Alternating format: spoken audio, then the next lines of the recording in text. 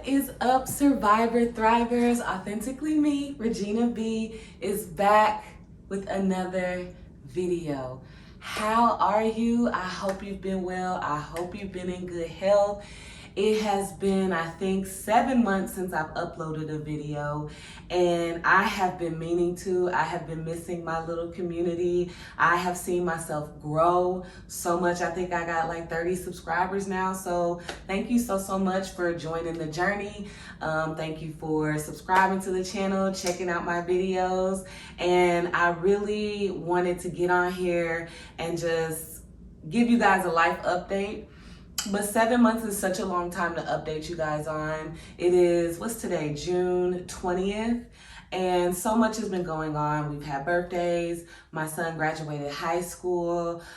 We've had holidays that we've celebrated. We just had Father's Day. We had Mother's Day. We had so much in between. But I am well. I am in good health. I am grateful. I am blessed. And I am still on the journey. So what I wanted to do today, because I actually was looking at my past videos, is I wanted to revisit this. What started the channel a whole year later. I wanted to go back through this workbook again a year later and give you an update on where I'm at as a child survivor of narcissistic abuse, as well as just different traumas that we've all gone through that I've shared in those videos that I did a year ago, so you can go check those out. But I just wanted to revisit this book. For those of you that are new, welcome. This is the first workbook that I did on the channel. It's called It's Not You, It's Them, 30 Days of Hope and Help for the Adult of a Narcissistic Parent. It is by Debbie Tudor. She is a licensed professional counselor supervisor, all remote therapy for any adult Texan. Her website is rockwell-counseling.com. And here is her lovely picture. So I'm going to give you an introduction. What people are saying about you. It's not you, it's them. 30 Days of Hope and Healing for the Adult Child of a Narcissistic Parent. I like that this is more digestible pieces to take in than immediately work on for yourself versus just long chapters in a book that you have to move through and not really reflect about how it pertains to me. Debbie's workbook is more than just information to help an adult child of a narcissist, but an interactive, reflective, and healing tool for how to recognize areas in your life where we need to readjust our thinking. Immediately, I was seeing myself in the pages and the small chapters with opportunities for self-reflection, made this more helpful than any other ACON book I have ever read. Get this workbook and start seeing the new way to live through true hope and healing. This is Sarah C., Dallas, Texas. Okay, so what else does it say? Oh, okay. So let's get into it. This book was so very helpful. So on the introduction, it gives you a definition of different terms used in the book on day one, just so you'll be aware. And anybody that's new, or if you've already watched these channels, these videos are very much impromptu. They're not rehearsed. So I may mix up my words, I may stutter, I may stumble, but that's because, you know, when I get to it, it's very just impromptu. So introduction, this book is designed for your healing. Dealing with a narcissistic parent can make us feel like we are wrong, defective, and at fault because they are ever so confidently ready to tell us just that. If there's any conflict, we are often told by the enabler parent to give in and keep the peace. I spent my whole life fighting this scenario myself, as well as helping my clients do the same. I began to see that the relationship interventions I usually use with clients simply did not work if one of the people in the relationship was narcissistic. Like a light bulb going off, I realized it was not me, it was them, and I was not alone. Millions of other adult children of narcissists were fighting the same confusion and the same battle as I. It doesn't matter if your narcissistic parent is still alive or not. This book, dear friends, is designed to give you an oasis of peace in your day. I encourage you to find about 15 minutes each day to read the meditation, repeat the affirmations several times with deep breaths in between, and try the journaling exercise. I recommend you write by hand on paper for more effective results. You will be amazed at the difference in how you feel. You can print out the book to work the assignments or just do the exercises in a separate journal. We can't change the narcissistic parent, but we can change ourselves. If you are ready to go deeper and start therapy with me, I'm here for you. And then she says, please contact me at info@rockwell-counseling.com. Thank you for taking the time to heal. So real quick, we'll go to the glossary for some terms if you're not familiar with it. Because when I first did this, I wasn't aware of some of these terms. So a narcissist, the official diagnosis can only be made by a licensed mental health professional after clinically interviewing the person in question. That's in bold. But our diagnostic manual defines a spectrum of characteristics, including a pattern of grandiosity, need for admiration, lack of empathy, exaggerates achievements and talents, believe they are special and entitled, believes others are envious of them, and shows arrogant, haughty behaviors. Narcissism is a spectrum disorder, meaning that a person can have a few or a great deal of these or anywhere in between, okay? An enabler parent. The parent who tells the child to just go along to get along or just make her happy or don't rock the boat. They believe that the narcissist is special, misunderstood, and fragile, and go out of their way to protect the narcissist from the consequences of their self-centered behavior. A functional family, parents act as a united front, protecting the children with love, rules, and concern. Each member is respected and their needs and wishes are considered. A narcissistic family. The narcissist is at the center of the family with the enablers circling her constantly to protect her. There's a fly in here, y'all. Summertime. The children's needs are sacrificed by both parents in order to keep the narcissist appeased, leaving them to fend for themselves. A scapegoat. The child in the family unit, often the oldest same-sex child of the narcissist themselves, but not always, is chosen to be the problem to explain the family's dysfunction. If Mary would just go along with her, if John would just give dad what he wants, in quotation. The term comes from the biblical book of Leviticus, where a goat was chosen by a priest to represent all the sins of the village and was cast into the wilderness with those sins. Golden child, the one chosen by the narcissist to be excused, glorified, and put on a pedestal with the unspoken expectation that they do the same for the narcissist in return. Flying monkeys, a reference from the Wizard of Oz. These are people who do the bidding for the narcissist, usually carrying her wounding messages to the scapegoat, or who otherwise participate in the punishment of the scapegoat, particularly if the scapegoat goes no contact. Finally, we have no contact, an extremely individual and personal decision, ideally made by the scapegoat with the aid and support of a specially trained therapist, to remove themselves from the narcissist's abuse. A drastic and final step. It causes great anxiety and grief at first, then a new sense of peace and freedom if done completely. So those are the terms. I once was a golden child, turned into a scapegoat, and I am no contact. And I have been no contact for 4 years. For those of you that don't know my story, it started, we had got into a disagreement.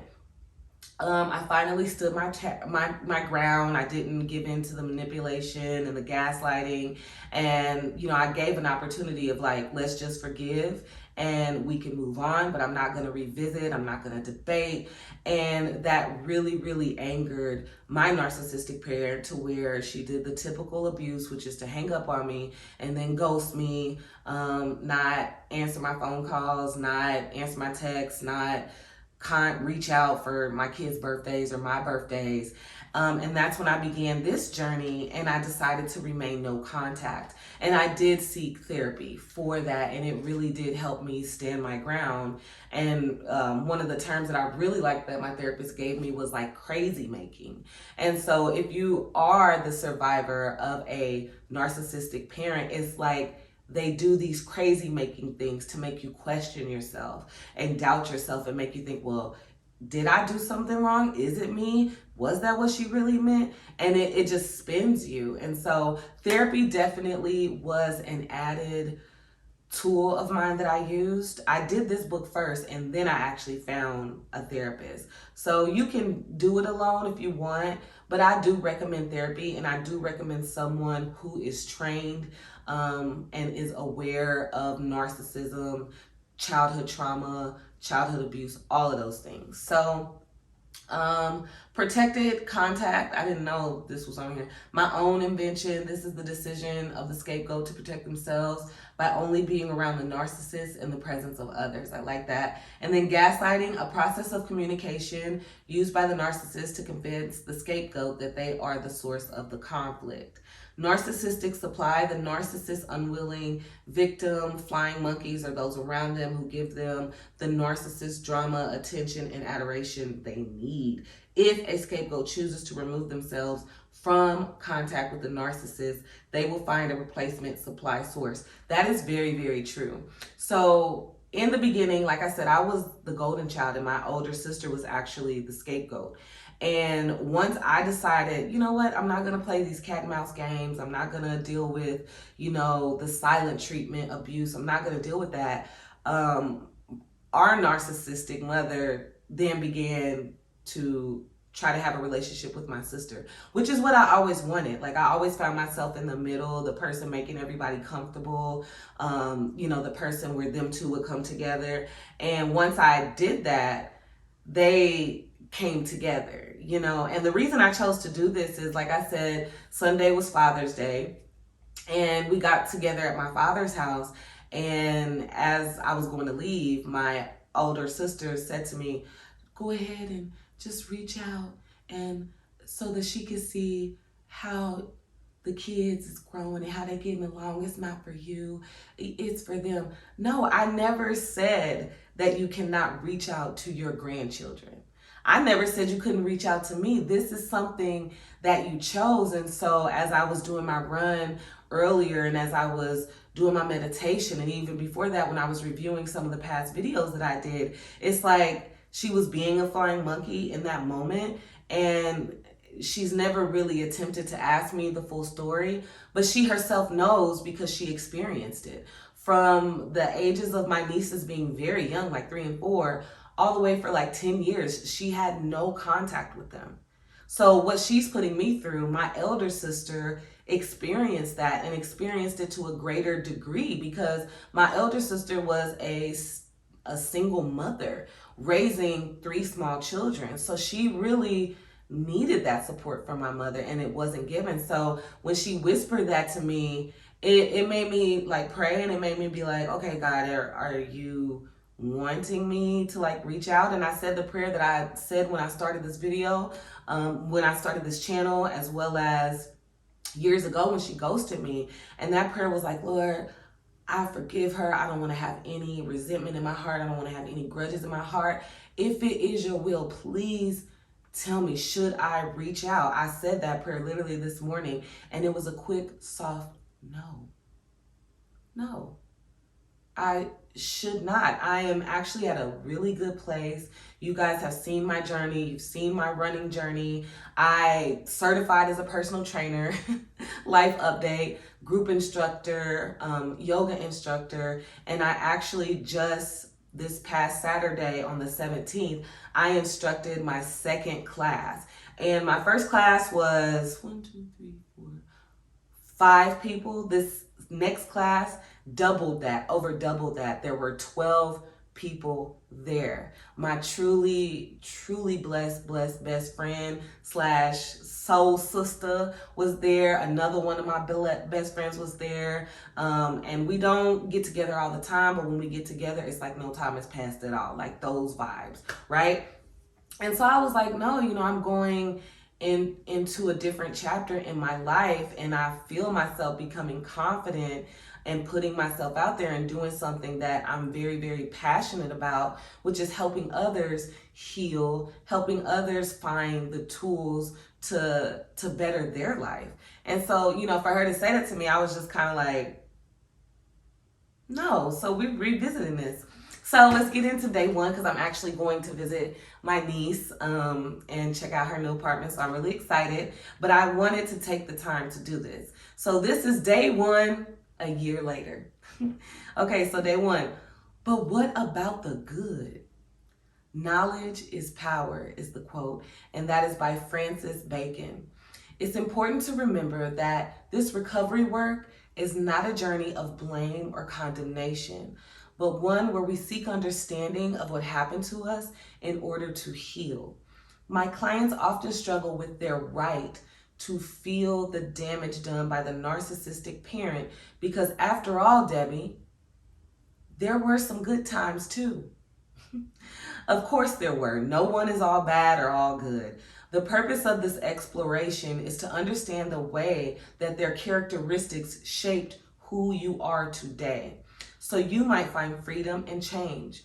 It's a simple fact that if one is raised with criticism or excessive advice giving, for example, one will have chronic self-doubt going into adulthood, knowing that the narcissistic trait in a parent can cause certain issues for their scapegoat child is the path of the child's recovery. You are not alone. And I'm not alone. And on this journey, I have met so many people that are in the same situation as me, whether it be with their mother or their father. And so it feels like a small community of us, but it is a lot of us. And when we meet each other, we're like, okay, right? And it is great and it's beautiful, and we're not alone, and we have every right to acknowledge the good and acknowledge the bad, and we have every right to heal and to change. I love that, Debbie. So as you can see, we're doing this journey. I haven't even done it ahead of time. It says the affirmation for today is, I have the right to explore my history so I might change my future, even if it seems disloyal to some. What this means to me. So what this means to me is I have a right to acknowledge past experiences. I have a right to acknowledge abuse. I have a right to tell my story and to tell my testimony, not to bash, not to blame, like she said, but to help others. To help others know you can make it through that. You can make it through those feelings. You can make it through that anger. You can make it through that shame. You can stand with confidence and esteem in a room full of people that maybe have not experienced what you've experienced and say, yeah, I made it through it. And those were dark moments. And it was created to possibly dim my light in this world, but I shine all the brighter. So that's what that means to me. So journal to heal, giving myself permission. Write a letter to yourself as you begin this healing journey of exploration and change. Giving yourself permission to feel and express freely. Express your formal pledge to keep your journey private and protected from those who might criticize you for this exploration. And I would say, dear Regina, you have a right to acknowledge your inner child. You have a right to scoop her up in your arms, imaginary, and you have a right to hear her and to listen to her and to heal her and to protect her and to keep her safe. It's not wrong when you have thoughts from your past that come up, whether it's triggered, whether it's initiated by someone else. You have a right to acknowledge that pain. You have a right to express that pain in a healthy way. And you have a right to move forward. And you have a right to say, I won't accept that in the future. Continue to take care of yourself. Continue to allow God to change you and shape you into what He always knew and knows that you can be. Don't give up. Don't give in. Keep moving forward. And that's my letter to myself, and that's my letter to you. And then it goes into day 2. So day 2 will be next on this video, on this channel. And again, come along with me on the journey. If you've already been along with me on the journey a year ago, I encourage you to, let's do this again. Let's do it a year later and just see where we're at a whole year later. Like, you see my locks have grown a whole year later. I even lost my first lock. I was like, oh my God. And then everybody else that has been on their lock journey was like, you're gonna lose a lock. And they can reattach them. So that's really, really cool. I would say if I was just evaluating myself from a year later, there's been like mountain peaks and there's been valley lows. And it's a part of life. I've had super sunny days like today, and I've had dark days. And I think it's just a part of the journey. Like I said in the beginning of the video, I am still no contact. Like I said, I did have my sister try to, I guess guilt me. And so I did have a moment where I did feel self-doubt. I did feel like, am I doing the right thing? Am I holding on to something? Am I trying to punish her? No, none of those things. I never said, don't call me. I've never said that at all. Never call me again. I've never done that, and I was raised in a church. So it's like, honor thy mother and thy father. So I would never say that. And I didn't say, and you can't talk to my son graduated from high school. He is 18 years old. He has his own cell phone. She has his number. So I haven't done anything to not permit her to see the growth of my children or the growth of myself. It is a choice that was made, so and again, if you call me, if she calls me and I'm not busy, or I'm in, I'm in a space to where I feel like, oh, okay, I'll answer, I will answer. If you text, cool. If you want to, she knows my address, you want to send a birthday card to your grandkids, no one's stopping you. Even with my husband, he is an open line of communication. She has his phone number. Hey baby, give me like 5 minutes. Give me a hug, and then, oh no, don't come in the camera because you ain't got no pants on. Give me 5 minutes and I'm gonna come in there and get you, and we're gonna get ready to go. Okay? Okay. Thank you so much, sweetheart. Go ahead. Because I don't want you to be on. Go. No, I'll stay out here. No, but, or you can go in there in the other room, but you don't have no pants on, so I don't want you on camera. Thank you. My little baby woke up from her nap, so that means it is time to deuce it. But, so I wanted to revisit this, and I just wanted to remind myself, and that was triggering. And so that's another reason why I'm like, no, I'm gonna pick this up and I'm gonna revisit it a year later. This is what started the channel. So, let's revisit it. But yeah, I just wanna say also, there has been a lot of holidays that we have all gone through. There's been a lot of birthdays. I don't know if you guys have gone through graduation parties, family barbecues, family get-togethers. I wanna say to you, you're not required to put yourself in any type of situation where you don't feel safe or around people who you don't feel safe around. Doesn't matter the holiday, doesn't matter the birthday, you can pray about it, and I promise you, God understands your why, and he knows your why, and he's not upset at your why.